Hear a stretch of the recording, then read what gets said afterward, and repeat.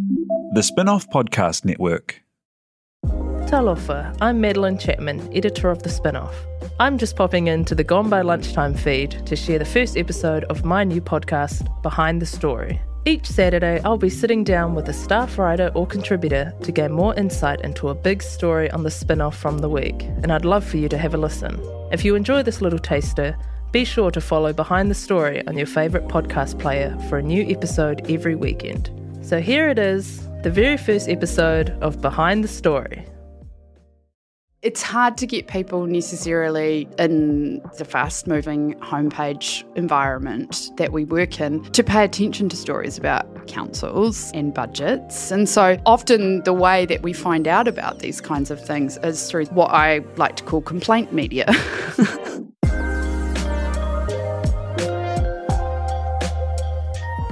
Talofa lava, I'm Madeleine Chapman, editor of The Spinoff. Welcome to Behind the Story, where I go behind the scenes of a big article on the spin-off from the week. The Spinoff has always said it's an online magazine, and if it were a weekly print mag, these stories would be on the cover. If you want a weekly rundown of some of the best reads from the Spinoff every Saturday, make sure you sign up to the weekend newsletter. Today I'm talking to Anna Rawhiti-Connell about a couple of stories she wrote this week. One is a column about trust in the media, which we have had a fair bit on in the spin-off already, and the other is headlined, "If you love a dog, you must also love disposing of its shit." How are these stories related? Well, we're about to find out. Anna has been our Bulletin editor for the past 2 years, and if you're not a Bulletin newsletter subscriber, you really should be. She's curated the news from around the country each weekday morning and has just signed off on her last edition. Now she's here to talk about what she learned on the job, why people might not trust the media, and why a story about dog poo perfectly illustrates that conundrum. Here's Anna Rawhiti-Connell on Behind the Story. Hi Anna. Hi Mad. Please tell me about this week, because it's a big week for you. You have just wrapped up 2 years as the Bulletin editor. What has it been like at the end of basically being really deep in news and media for 2 years and coming to the end of that? I mean, I feel good about it. And I feel good about the fact that I'm staying at the Spinoff as head of audience and as a senior writer. I think I have learned more than I really expected to about the way media works. I didn't come from a newsroom or journalism background, and so have had to really, I guess, learn the way that it works in terms of its publishing rhythm, in terms of, you know, bylines and journalists and beats and all of that kind of stuff, the different forms and types of media, in order to put together, you know, what's been a daily news email for a fairly dedicated and loyal audience. And you have written something, we're talking on Friday, and we have written something this morning about the media, sort of a little bit of discussing what you have learned and your thoughts on the general kind of, I guess, people talking about falling trust in media, and that's quite a common theme at the moment, which we will not go too far into. We will not, but I guess what I will say is that in conjunction with being the Bulletin editor for the last year, I have also been the head of audience, and as I said, without the journalism background, my background is in marketing and communications, and so I suppose I have always, especially over the last year, been trying to straddle a bit of a chasm around that. And I find the conversation about trust in media quite interesting. I think sometimes the audience is a little bit absent from that conversation. And I also think that there are some very real things about both human nature around trust and who we trust, and I believe that by and large to be people, first and foremost, up against this kind of quite amorphous idea of the institution. And I guess in the piece, what I have tried to do is gently unpick the framing of the trust in media debate in terms of it being you're talking about quite big, broad concepts, and it sort of feels like a lot of the conversation has been quite blunt and has been used kind of either as a way to probably fall on our swords a little bit as the media, which is possibly a bit necessary, but also as a way to beat us around the head. And I just think it's all a lot more complicated, and you'll be very unsurprised to hear this nuanced than a lot of the headlines make out. But people can read that too long piece and see what they think about it all. You talk in the piece about this recent, basically, incident that happened on your street, which was involved police, and meant that you answered the door on consecutive days to a journalist and then to a police officer. And I think most people wouldn't consider those two professions to be that similar, but there is something in police and media or news media being these large institutions that as a whole feel very, honestly, easy to distrust. And I think your anecdote about being quite trusting of that individual police officer who in that moment you were very happy to see, and being very trusting of individual journalists who you trust to do good work is quite fitting, because there is this idea that, people can distrust the idea of something, but then also be very trusting of the individuals who might be working within that place. And to really labour the point, this whole podcast is about sort of demystifying some of the people and the processes that go into making a story that people might read in amongst 100 other things in a week.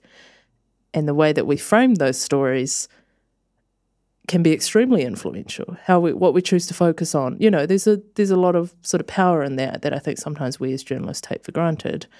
So I'm quite interested in what you read or saw that inspired you to write your other piece this week, which is headlined, "If you love a dog, you must also love disposing of its shit." Great headline, by the way. Where did that come from? This seems just not a news story, but it really was. Oh, it absolutely was. There had been a few stories over the last couple of weeks about something that has been happening in popular dog walking spots around Auckland.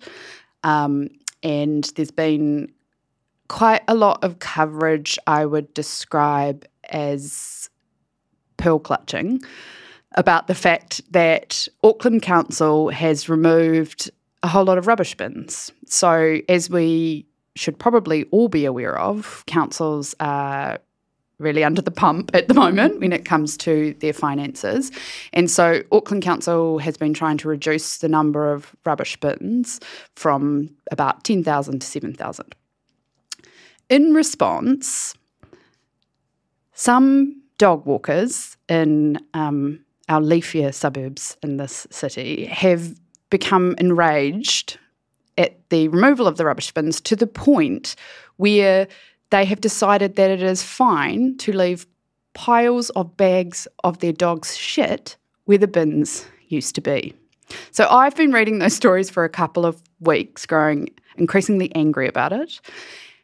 And I have to say, it wasn't really even the words, although there are some fantastic phrases in some of the stories and in my own piece, if I do say so myself. It was the pictures. It was the photos that made me think, how do people think it's okay to behave like that? Grown adults who made a choice to have a dog, leaving that there for somebody else to have to deal with. And I suppose the piece is quite funny. I have a deep belief in using humour to gently or not so gently needle people. But there's something like quite serious about it as well in terms of asking people. I do find people's intolerance for personal inconvenience quite annoying. You have an intolerance for their intolerance? I'm intolerant about intolerance. But I think particularly now when there are so many reasons for us to be really mindful of the consequences of our choices and particularly the convenience that is on offer to us. And I just couldn't get my head around people feeling that they were entitled to do that. I think it is the story itself, and this kind of goes back to the framing, the story itself of cost-cutting in council, where they're choosing to cut those costs, the fact that they're choosing to remove rubbish bins. That's not a uncontroversial thing in and of itself. But it was quite interesting to see that the response to that decision that people didn't like was to probably go against all natural instincts and just leave their shit there, which is kind of like, that is to go from here's a story about council and budgets and where should we be spending money in our cities to here's a story about some pretty wealthy people refusing to carry their dog's feces for another 100 metres to the other bin, which is around the corner. I mean, I think it's hard to get people necessarily in the fast-moving homepage environment that we work in to pay attention to stories about councils and budgets and the seriousness of those kinds of issues. And so often the way that we find out about these kinds of things is through the lens of kind of what I like to call complaint media, which is, I guess, the framing or the hierarchy around how these stories kind of get told is, first and foremost, there's a bunch of people that are angry and outraged about something. Then there's kind of a very slightly sensational hook into a story, which is about dog shit. Who's not going to read about that? Because it's gross. And I think people, they love to read things about gross stuff and the grotesque. And then within that story, you get this is what the guy from the council said. When I actually read the story and I read the comments from the council, they're actually incredibly reasonable and very measured. But I think the tenor of the kind of framing, in terms of public outrage and a sense of entitlement, I think that's really, what, rather than, I suppose, having a go at the individuals kind of doing it, it's really that my dog shit piece is trying to skewer. I mean, I think that is every single story we have. Local politics is very hard to get people involved in, which is why, the stories that people read are someone complaining about a cycleway, somebody complaining about a pedestrian crossing, somebody complaining about rubbish bins. And, I love to complain more than most people, so I am extremely sympathetic to that. But I think that is something that does sometimes feed, it's like a snake eating its tail, in that a story that says, well, maybe it would have been read just as much if the story was framed as, look at all these people leaving their shit around, as opposed to, look what happens when you remove the bins. Because it's the same story, the same actions, but it comes across very differently. And I think that sort of framing is something, we make those decisions every day, how we're going to frame something. We at the Spinoff, we love to put a little hooky headline on something. We put the word "come" in a headline yesterday to get people reading about unions, because again, it's not something that necessarily people will naturally click on, but you put the word "come" in a headline, and they're there, and they come. They come. I think, if you take it back to some of that stuff around trust in the media, people will say, I only want to read facts and serious and important stuff. And I think it's important not to be too driven or oriented around metrics and clicks and all of that kind of stuff. But we also know what people do read. And we exist in an environment, unless you are wholly publicly funded, we exist in an environment where a certain amount of scale and number of eyeballs is kind of crucial and critical to our survival. And so I think, I'm biased, but I think the Spinoff has a kind of a gentler approach to, I mean, sure, come in a headline is not that gentle and nor is the word shit, but we, I think, are gentler in the way that we might hook people in. But you can also see why that is something that people say that they're kind of annoyed about as far as media kind of goes. And, I guess the other thing is that when you're talking about something like council or unions, they are as much of a kind of amorphous blob of an institution as media is. And that is why that human framing, whether it be the complaint, outrage, is often what leads or often what kind of gets picked up as a way into a broader issue. So we might kind of use humour and swear words. Other outlets will run with kind of, what looks and feels a little bit like anecdata, kind of here's one person or three people's experience and extrapolate it out. But quite often what they are trying to do is, I guess, talk about some of the stuff that people say they want to hear about, but then, wouldn't click on if it was something about Auckland Council budget, blah, Yeah, and I think our big goal is often, if there's a story that people are talking about, how can we come in and have something on that story without repeating what other people have said, which is basically how we got to you writing about the council decision to remove bins by talking about picking up your dog's liquid shit at the beach because he shat in the water. He did, yeah. And I think that is the beauty of journalism.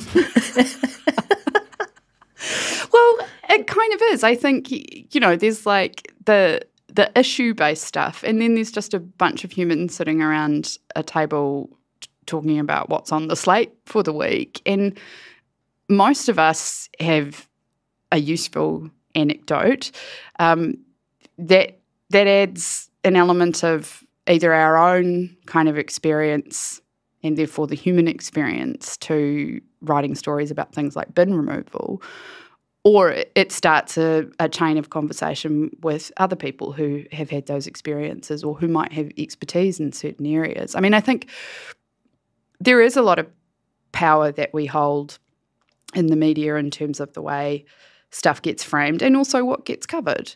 But I also think people would be quite surprised at sometimes how quickly we get from this big gnarly issue to, I know exactly how to cover that in a way that people are going to read about. Perfect. Yeah. And just to finish up, I'm quite interested in, you said you're going to be carrying on at the Spinoff as senior writer. I just said that as if that was news to me. I did know about Surprise! that. But what are the areas that you will be looking at? Now, you've spent 2 years deeply reading news of all sorts. I have, yes. What now are you like, this is where I want to focus my attention? Well, I think I want to stay nimble and available to do the kinds of things I did with dog shit, which is pick up some stuff around. Pick up dog shit. I am a dedicated dog shit picker-upper of my own dog's poo. So again, how do you use humour or satire or something like that to get into something deeper and do that quite quickly, so quite fast turnaround stuff. I'm interested in having a bit more brain space now that I won't be on the Bulletin to think about some stuff a little bit more deeply and do some more feature writing. I think I'm also very keen, I suppose, on taking everything I've learned and read around, the political environment and the political world. And I think one of the things that will carry through from my work on the Bulletin is essentially giving people a way into stuff to help them kind of understand, maybe at a broader or more macro kind of level, if something kicks off in the House or there's a specific kind of announcement or backtrack or, where does that fit in the sort of broader world of politics and kind of what's going on. I think it's, picking up of that sort of smaller stuff and adding a layer of, I guess it's just analysis and commentary really. And I think, hopefully continuing to do that in a way that is very Spinoff. Thank you for coming on Behind the Story, Anna Rawhiti-Connell. You can read Anna's excellent I'm calling it an op-ed, which makes it sound very highbrow. If you love a dog, you must also love disposing of its shit, with the incredible opening line, "You haven't truly lived until you've stood on the shoreline of Auckland's Cheltenham Beach, desperately trying to scoop increasingly liquid dog shit into a bag." It's a true story. Thank you very much, Anna. You're very welcome, Mad. Thank you.